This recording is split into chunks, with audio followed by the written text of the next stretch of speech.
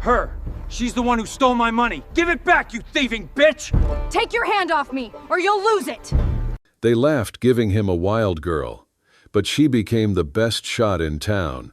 The wind howled like the roar of a starving beast, crawling over the scorched face of the desert, clawing at every grain of sand, as if it meant to strip the flesh off anyone who dared to enter. The air was thick, so thick that every breath felt like swallowing hot ash, making every sound beyond the wind seem distant, warped. The yellow-brown of the sand was no longer a color.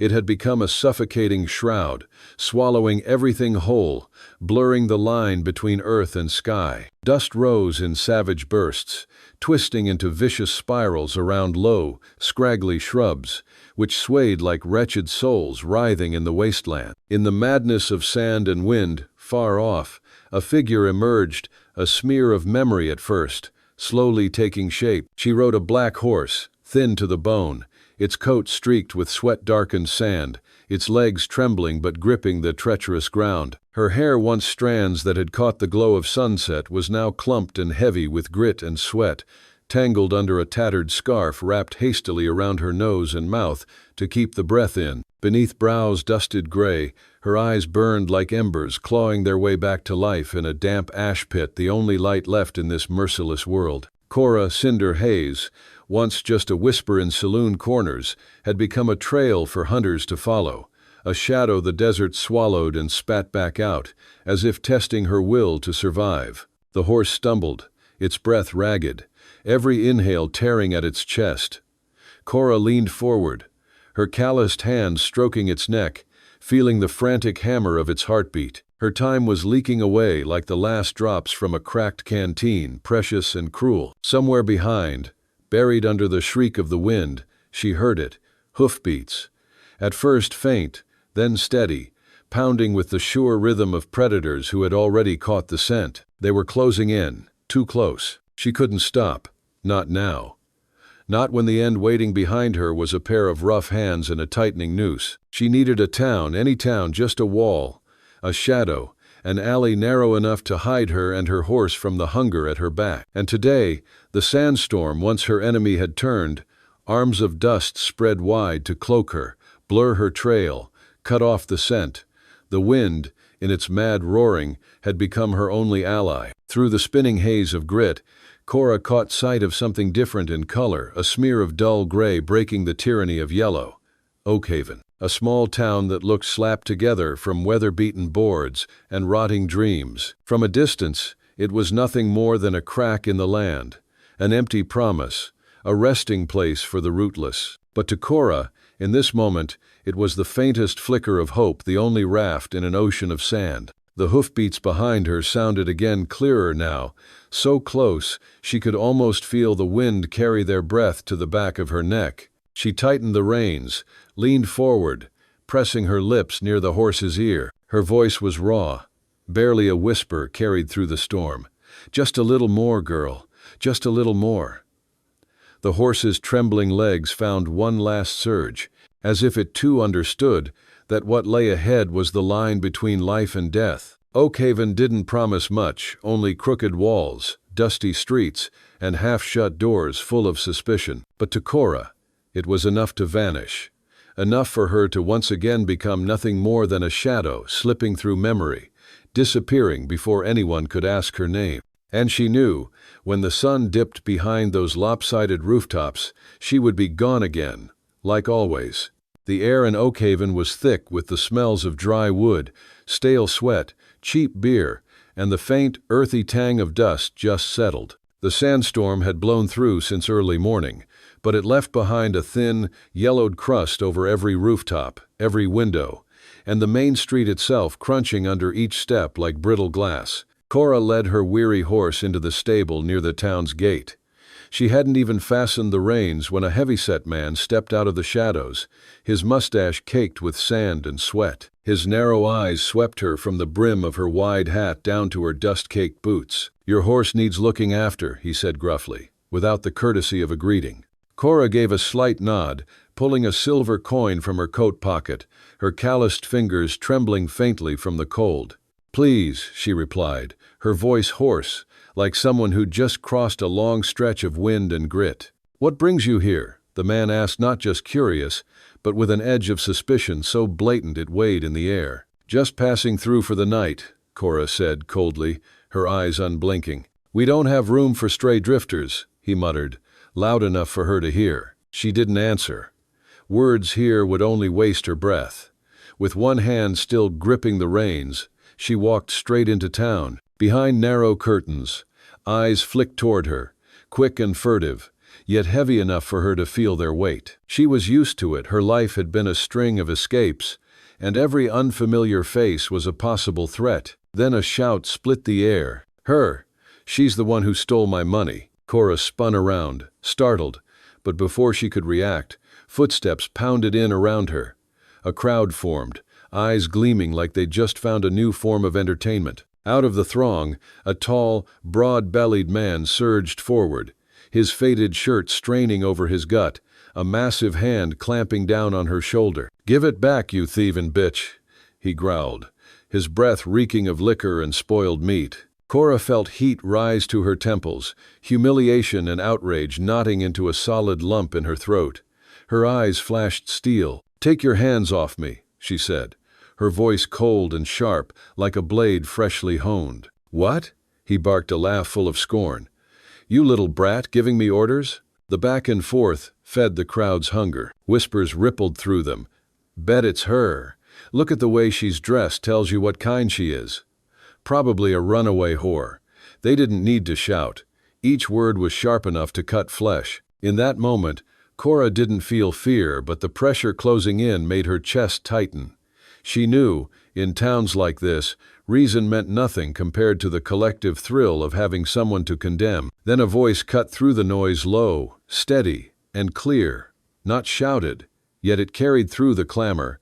"That's enough." The crowd shifted slightly. Elias Thorne stood there. He was tall, lean, his skin the pale gray of someone long deprived of sleep, and his deep blue eyes held a look that seemed to contain an entire desert's worth of drought inside them. His clothes were plain, a white shirt frayed at the collar, dark trousers, dusted boots, but something about him carried a quiet authority that needed no announcement. Elias didn't look at the crowd. His gaze locked on Cora, not accusing, not exactly protective, but as though he were trying to work out some strange puzzle standing before him. "Let her be," he said, his tone so calm it felt as if no one else existed there but the two of them. "Oakhaven doesn't need violence." Low. The beer-bellied man shoved at Elias's shoulder. "Step aside, Doc. This one's a thief." "Whoever she is," Elias replied, still steady but with each word falling like a stone to the ground, "you can't pass judgment without a shred of proof." He wasn't some hero gunslinger, not a knight riding in to save her. He wasn't throwing himself between her and the claws of the town. He was just holding the line, keeping order, doing what he believed was right in his own way. But for Cora, surrounded by cold eyes and baseless accusations, that small act felt like a rare crack in the wall pressing down on her. She looked at him, then at the crowd, and something unfamiliar slipped in, not gratitude, not trust, but a kind of curiosity. The dangerous kind. Sure, here's the translation of the provided Vietnamese text into American English. The sky looked as if it had caught fire, deep red, like an open wound bleeding across the horizon. The sunset spilled over Oakhaven, bathing the town in a false warmth, the kind that made every crease in a face stand out and every curl of a smirk look sharper, meaner. Evening wind swept through the main street, stirring the thin layer of sand left from the morning's storm, carrying the dry taste of dust mixed with sweat and cheap beer. From the warped wooden doors of the saloon, Silas stepped out. The red light slid over his face, stretching the jagged scar that ran from his cheekbone to his jaw, making him look like some old wolf who'd just caught the scent of blood. He stared hard at Cora, then flicked his eyes to Elias, a half-smile curling at one corner of his mouth. "I've got an idea," he said, slow enough for everyone to hear. "If she can hit 5 bottles on the fence, she walks free. If she misses, she leaves town. Tonight." A roar of laughter burst from the crowd, spilling out like spilled beer on dry boards. They looked at Cora, small, slight, coat dusty from the road, and no one truly believed she could hit even one bottle. Murmurs slithered through the air. Probably couldn't hit a barn door. Bet she's never even held a gun. Cora didn't flinch. She locked eyes with Silas. That's it? Her voice was cold steel. Silas gave an easy shrug, as if doing her a favor. That's it. Lo. Elias took a step forward, his gaze fixed on her. You don't have to do this, he said, his voice carrying a thread of worry and something else. Cora turned to him. Do you trust me? In that instant, Elias hesitated. In his eyes was a war he didn't know if he could trust her, but he couldn't bring himself not to. I don't know, he admitted, each word slow, heavy. She nodded once. Then watch closely. Live. She strode to the open stretch of dirt in the center of town, where a weathered fence ran along the edge. Silas strolled over, setting 5 empty bottles on the top rail, their necks trembling slightly in the evening breeze. The crowd closed in, forming a loose ring, eyes glinting with the promise of watching a clumsy little show. Cora drew her revolver from her hip, a battered old thing, steel dulled by years, yet cared for with a devotion that showed in its balance and the soft gleam where her hand had worn the grip smooth. She said nothing, only stood tall, her breathing steady, the noise of the crowd falling away like dust on the wind. Ready? Silas asked, mockery dripping from the word. Cora gave a small nod. Then she raised the gun smooth as water, quick and exact, without a wasted motion. The first shot cracked the air. Bang! The first bottle shattered, glass sparkling in the blood-red light. Bang! The second bottle exploded, the crowd's laughter faltering. Bang! The third was gone, and silence began to creep in, replacing the jeers. Bang!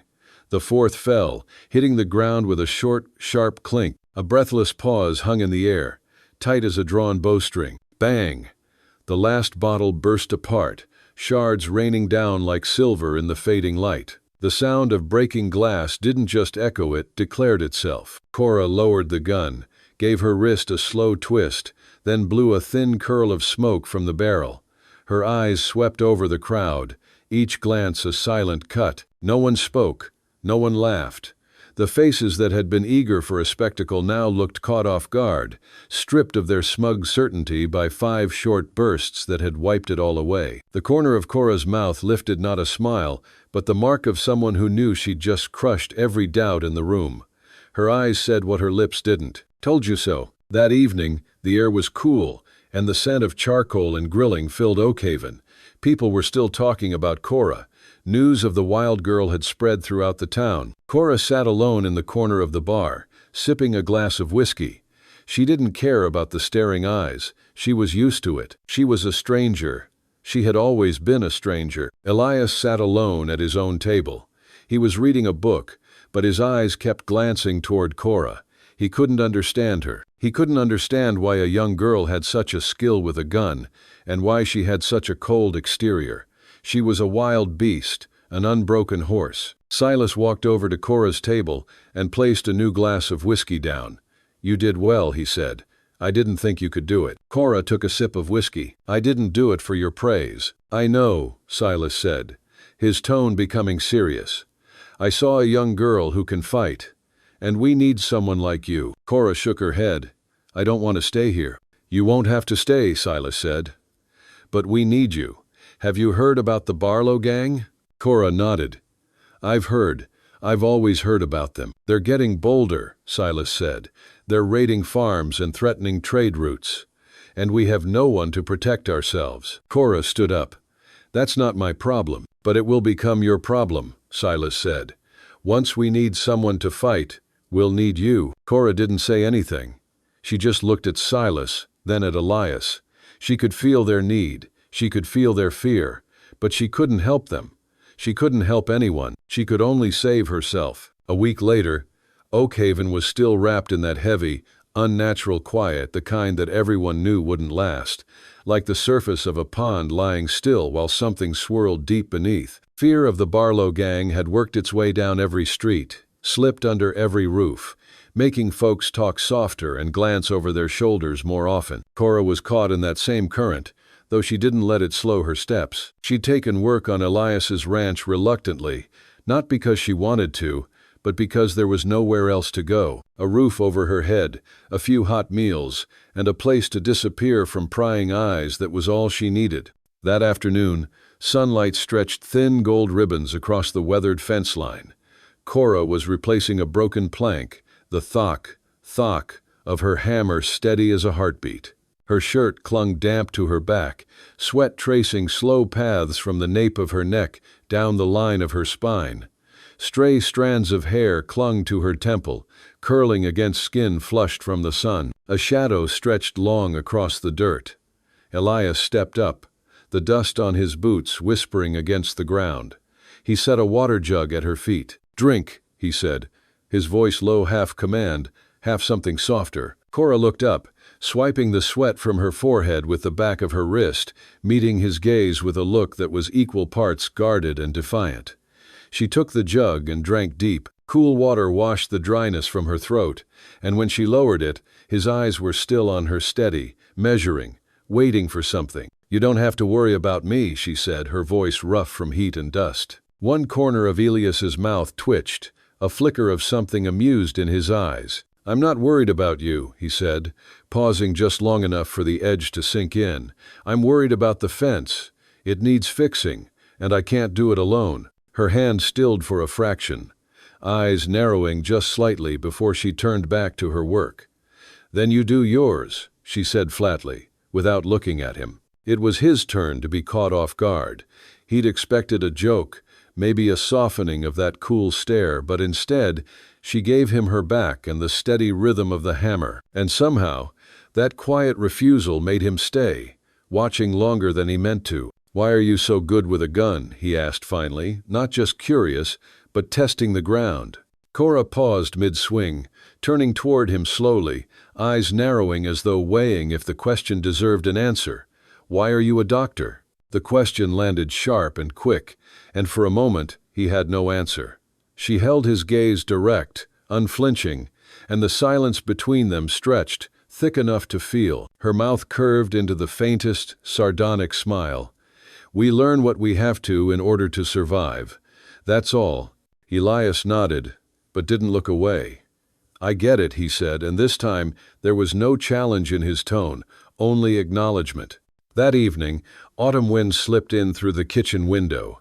The glow of the oil lamp pooled gold over the rough-hewn table, glinting off the edges of chipped porcelain. They sat across from each other, the only sounds the quiet clink of spoons against bowls. Neither of them broke the silence, not because there was nothing to say, but because they were both, in their own way, enjoying it. Cora ate slowly, her eyes lifting now and then toward Elias. She noticed he was watching not just her face, but the way her fingers turned the spoon, the slight tilt of her wrist. Each time their eyes met, he didn't look away, and that made her want to, yet also made her wonder how long he'd hold the look. Elias leaned forward to refill her bowl. The space between them closed suddenly. The scent of wood and antiseptic clung to him, faint but sharp. When his hand brushed the back of hers as he passed the bowl, they both paused, not pulling away, but not moving closer either. Cora pressed her lips together, eyes dropping to the soup again, but the ghost of a smirk tugged at the corner of her mouth, a reflex she hadn't meant to show. Elias noticed, and the quiet satisfaction in his eyes made him take his seat again with unhurried ease, as if neither of them wanted to shatter the moment. When dinner was done, Cora rose to clear the table. Elias followed, carrying dishes to the porch. The night wind stirred the curtain, the boards beneath their feet creaking faintly. They stood close enough for warmth to pass between them, but still with that sliver of space, thin enough that a single step could close it. Cora's eyes lingered on the dark sweep of the fields. Elias's gaze stayed on her profile. He almost said something, then didn't. She felt the weight of his eyes and turned her head, and in that brief lock of their gaze, there was no emptiness, only the hum of something unspoken. This wasn't love, not yet. It wasn't a promise either. It was more like a spark catching on dry grass, still small, but both of them knew, without a word, that if no one stamped it out, it could burn. And for now, neither had the will to put it out. The sun had set, The sky had turned a charcoal purple. A scream rang out. "They're coming!" The sound of galloping horses and gunfire filled the air. The Barlow gang was attacking a farm on the outskirts of town. Everyone panicked. Cora and Elias were at home. Elias looked out the window, his face pale. "We have to help them," he said. "Why?" Cora asked. "That's not our problem." "You can't say that," Elias said. "They're our people." Cora looked at him. "You once helped someone, and they died. Do you want that to happen again?" Elias looked at her.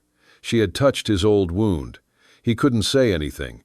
He could only look at his pain. "I'm going," Elias said. "I'm a doctor." Cora stood up. She picked up her gun. "I'm coming with you," she said. "You can't go alone." They ran to the farm. Cora shot down a few of the bandits. She moved quickly, accurately. Elias, with his medical knowledge, saved a few of the wounded. But things were getting worse. The gang was too large. In one moment, Cora saw a bandit preparing to shoot a child. She didn't hesitate. She raised her gun, she aimed, and then she pulled the trigger. The bandit fell, and the child was saved. The child ran to her and hugged her. "Thank you," it said. Cora looked at the child, and then at Elias. She could feel a strange feeling in her heart. It wasn't pride, but a sense of relief. She had saved someone. Elias looked at her, and in his eyes she could see admiration, respect. She hadn't run away. She hadn't hidden. She had fought. After the raid, Oakhaven staggered under the weight of its own fear. The streets still carried the smell of gunpowder and churned dust, and the air hummed with the raw nerves of a town that had nearly been taken apart. Elias and Cora made their way back to the house. He moved stiffly. His shirt darkened where a bullet had grazed his shoulder, a shallow wound, but enough to remind him how close the world had come to ending. Inside, Cora guided him to the chair near the hearth. Without a word, she worked the buttons of his shirt free, the fabric sticking slightly where blood had dried. The cloth fell open, revealing the angry red scrape, and beneath it, the pale ridge of an old scar. She left him only long enough to fetch a bottle of whiskey and a strip of clean cloth. The scent of spirits filled the room as she poured it over the wound. Elias gritted his teeth, the muscles in his jaw flexing like cables under strain. "Why didn't you run?" he asked, voice low and rough from both pain and something else. "You've always said you would, that you'd run." Cora didn't answer at first. Her gaze lingered on that old scar, faded but not forgotten, etched into him like a mark of exile. It was the kind of scar that didn't belong to the body alone. "Does it hurt?" she asked. "No," he said, without hesitation. "It's just an old scar. Doesn't hurt anymore." "Zero." She met his eyes then, and there was no softness in her voice when she replied. "You're lying. You couldn't save her. You couldn't forgive yourself. That's why you put your gun down. That's why you're here." Elias looked at her, startled not because she was wrong, but because she was right. "How did you know?" "I know that kind of pain," Cora said quietly. "I've carried it myself. I was left behind once, and once is enough to know what it feels like." "Lay?" She wrapped the cloth firmly around his shoulder, the fabric pressing warmth into the ache beneath. Her hands were steady, her touch impersonal in motion but not in meaning. "It's going to be okay," she said, though her voice sounded like she was telling it to both of them. Later, they sat together by the fire. Outside, the night pressed cold fingers against the walls, but inside the flames licked at the logs, casting amber light that blurred the lines between shadow and skin. Neither spoke. They simply sat, two people who had found each other in the wreckage of their own storms, leaning into the quiet like it was the only safe place left. The fire crackled and shifted, sending up sparks that spiraled briefly before vanishing into the dark.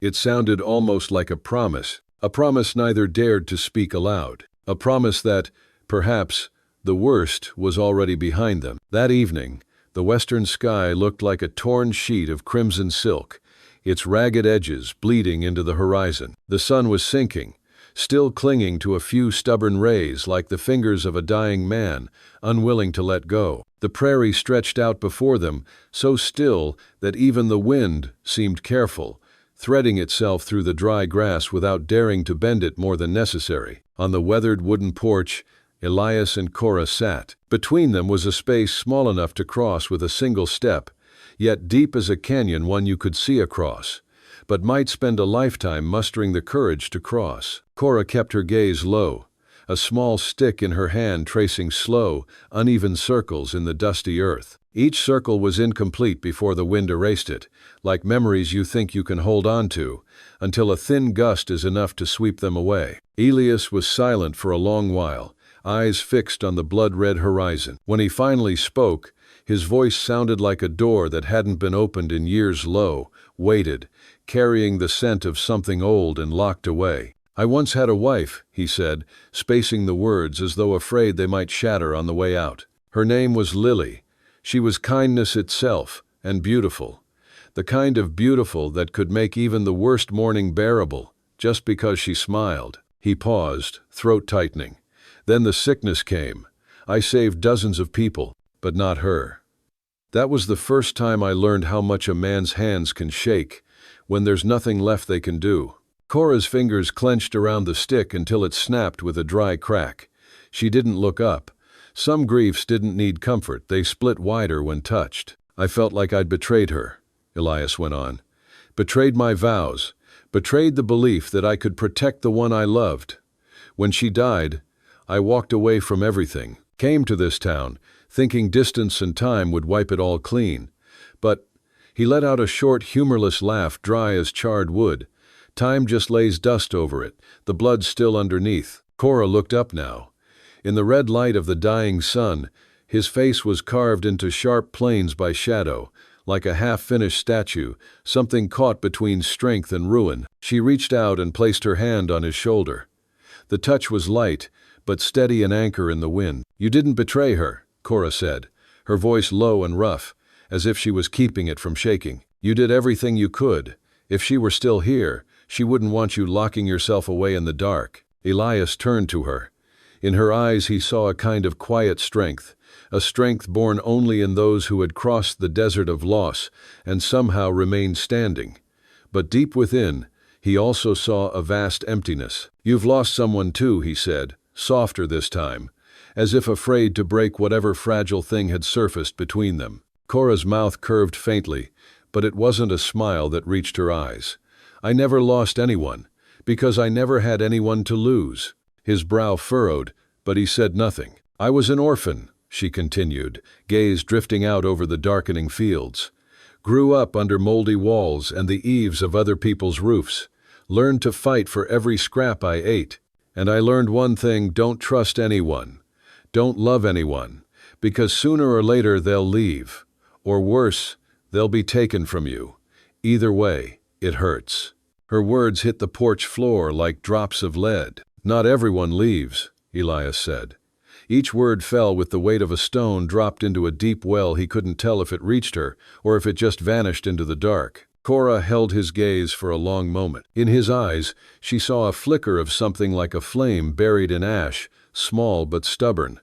And just as he noticed she'd seen it, she turned away, letting the wind snuff it out. Far off, the sun slipped completely below the horizon, leaving the sky bruised purple and letting the chill seep through the gaps in the wood. On the porch, they remained two people, two wounds, staring out into the same wide darkness, neither willing to take the step that would bring them to the other side. A few days later, Oakhaven woke beneath a cold, gray morning. The bad news came like a stone dropped into a deep well. Silas, Elias's closest friend, had been taken by the Barlow gang. They demanded a ransom large enough to cripple the town, and their deadline was as short as the last breath of a man with a noose tightening around his neck. "I have to go save him," Elias said, his eyes hard with resolve. "Don't," Cora shook her head. "They're too many. You'll die. I can't abandon him. He's my friend." She held his gaze for a long moment before speaking, her voice quiet but sharp as a thin blade. "Then what am I?" Elias faltered, his lips parting without conviction. "You're Cora." A faint laugh slipped from her, bitter as ash.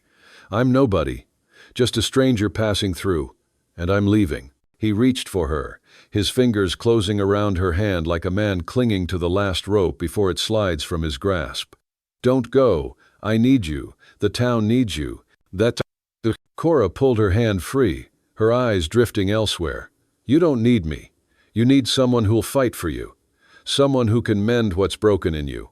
But I'm not that person." She turned her back and walked away, leaving behind the scent of cold wind and the hollow space where she had stood. Elias watched her go, feeling the air around him shrink as though the world itself were closing in.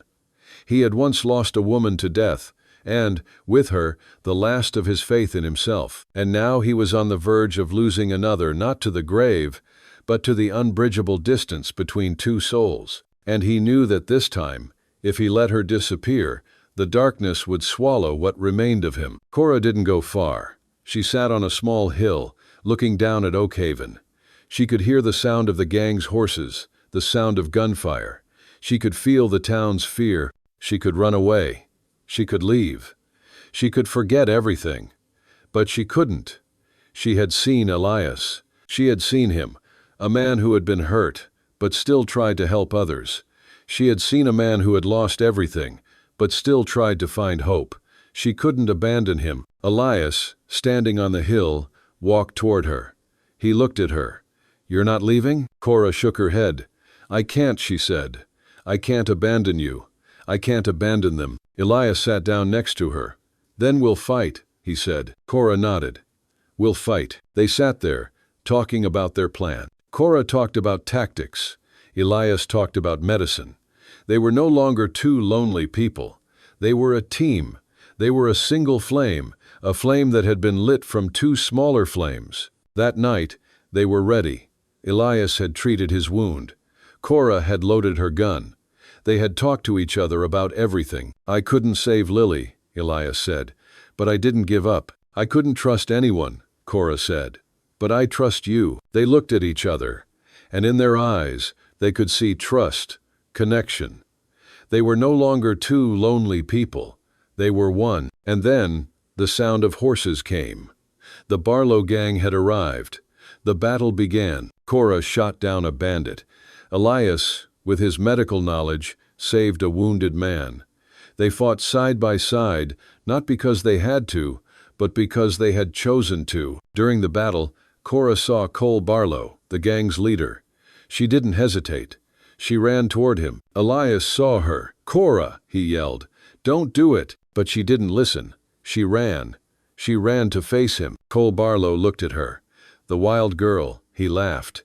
"You think you can defeat me? I'll show you," Cora said. And then, they shot at each other. Gunfire filled the air. Cora shot him in the shoulder. He shot her in the arm. She fell, but she still got up. She didn't give up. She didn't run away. The sound of gunfire echoed, mixing with the screams of the town. Cora was wounded. She fell, blood flowing from her arm.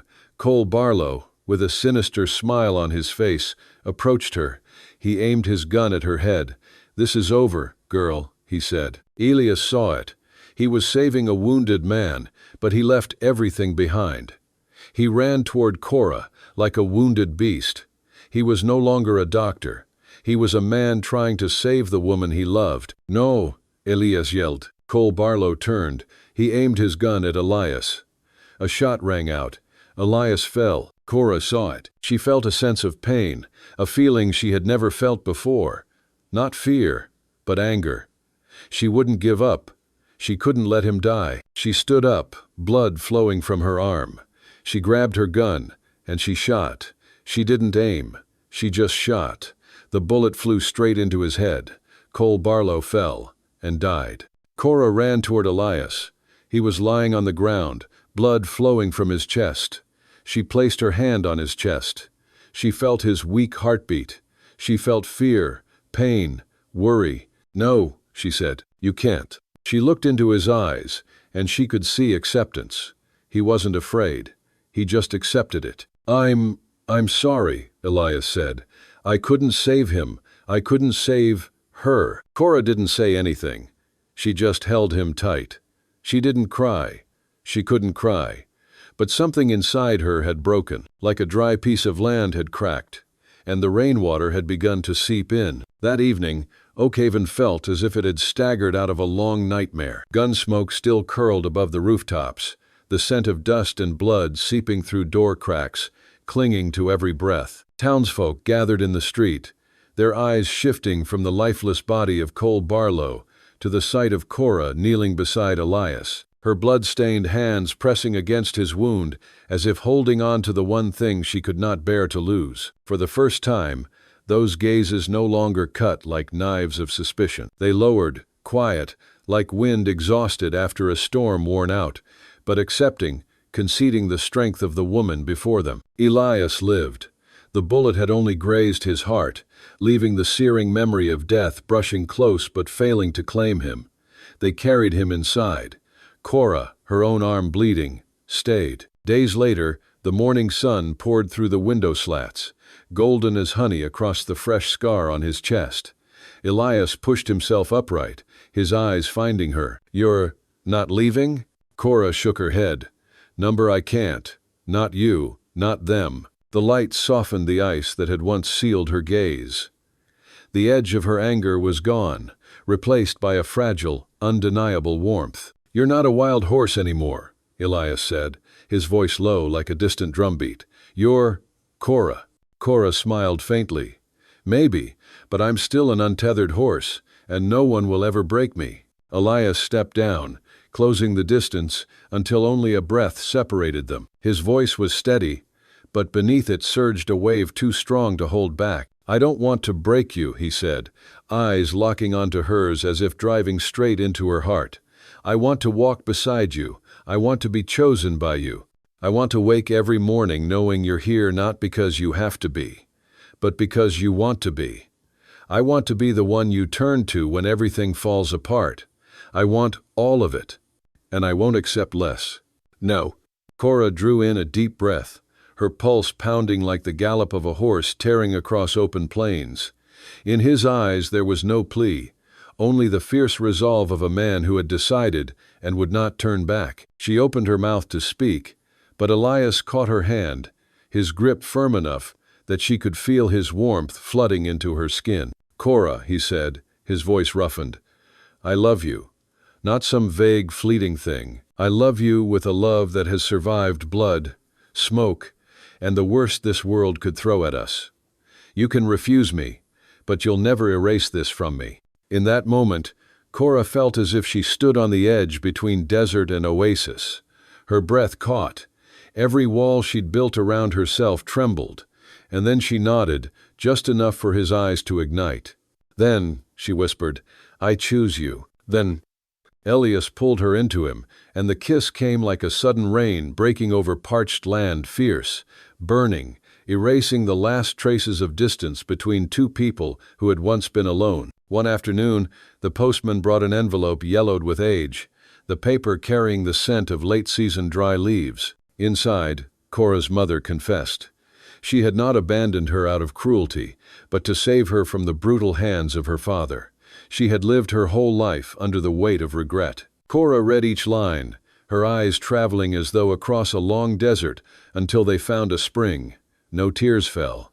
The anger was gone. In its place was a quiet that seeped into her chest, like spring wind slipping through an old window. She turned to Elias. "I wasn't abandoned," she said, her voice as light as a falling leaf. "I was protected, and I didn't run." Elias drew her into his arms, his hand steady against her back like the pillar of a house. "You are strong," he said. "A woman who was chosen, not owned, not tamed. You are your own." No more words were needed. The warmth of each other was the only story they required. Spring swept over Oakhaven like a green quilt laid gently across the earth's wounds. Tender grass pushed up where bullet craters had been, and wildflowers scattered their colors along freshly built fences. The town and the people within it slowly learned to breathe again. Elias and Cora rebuilt the farm together. New timber replaced rotting beams. The sound of hammers replaced the echo of gunfire. Cora was no longer an outsider. She was a helping hand, a laugh among the market stalls, a thread woven into the fabric of the town. Elias reopened his clinic. He healed the sick and little by little, the cracks within himself. One afternoon, they sat on the porch, watching children chase each other through the grass. A little girl ran up and wrapped her arms around Cora. "Dr. Cora, you're the best doctor in the whole world." Cora laughed, a sound she once believed she'd never make again. Evening draped the rooftops in the burnished glow of old copper. Silas appeared in the doorway, leaning against the frame. "Oakhaven needs a symbol," he said. "Strength, resilience." Elias turned to Cora. "I think I know who." She didn't have to ask. In his gaze, she understood. The emblem of Oakhaven would not be a lone wild horse, but one who had carried wounds, stood tall, and chosen to remain. When the new welcome sign was raised, bearing her image carved into its wood, Cora smiled. It was no longer the guarded smile of a fighter ready to flee, but the steady mark of someone who had found where she belonged. On the hilltop, the evening seemed to hold its breath. The sun bled into the horizon, setting the valley below aflame with red light. Wind whipped across the grass, carrying the scent of earth and wildflowers, tangling Cora's hair like an untamed flame refusing to die. They stood close, yet between them stretched the unspoken weight of 1,000 unsaid things. Elias looked at her for a long, unhurried moment, as though engraving every line of her face into a place no one could take from him. His gaze held the warmth of a hearth in a winter storm, but also the unyielding resolve of a man who had found something he could never afford to lose. "Cora." He spoke her name like a prayer, but his voice was steady and sure. "I love you." Her breath caught. Her heart pounded as if she had just crossed an entire desert. For so long she had built her walls from steel and sand, but his words pierced through all of it. The wind stung her eyes, making them glisten. She stepped closer, until she could hear the beat of his heart. "I love you too," she said, her voice cutting through the last knot that had bound her for years. Neither of them stayed still. Elias pulled her to him, hard enough that she felt the press of his scar against her. The kiss came like a sudden downpour over parched earth, not gentle, but a surrender, a release, an admission. Their hearts beat in the same rhythm, merging with the sound of the wind sweeping over the hillside. And in that moment, two people who had once been utterly alone became a single flame, burning bright enough to defy the darkness rising from the horizon.